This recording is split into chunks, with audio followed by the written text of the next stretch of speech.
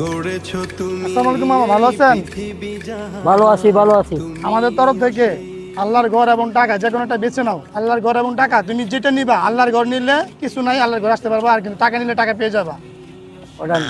টাকা নিবা, হ্যাঁ। খুশি আছো?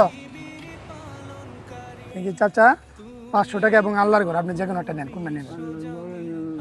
আল্লাহর ঘরে নিবেন? আর একটু জোরে বলেন। আল্লাহর ঘরে নিবেন? আল্লাহর ঘরে কিন্তু কিছু নাই, তাই? আচ্ছা, এই যে লাস্ট সুযোগ, এখন এখন 1000 টাকা, এটা কিন্তু অরিজিনাল টাকা। আপনি টাকা নিলে টাকা দিয়ে দিব। আল্লাহর ঘরে নিবেন?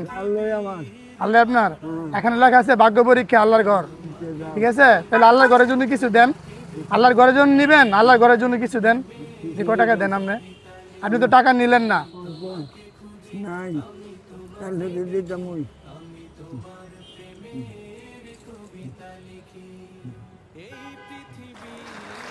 কত দিচ্ছেন? 10 টাকা।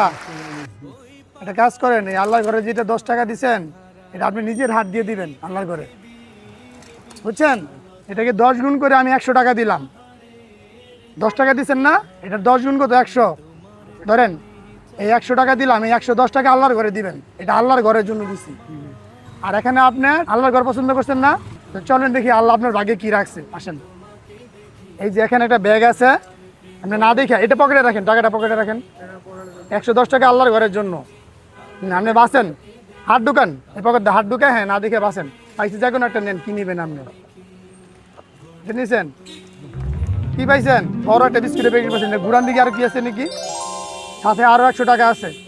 এটা আল্লাহ আপনার জন্য পুরস্কার দিছে, আপনার ভাগ্যে ছিল, ঠিক আছে? খুশি আছেন তো? আসসালামু আলাইকুম ভিউয়ার্স, আপনারা সবাই কেমন আছেন?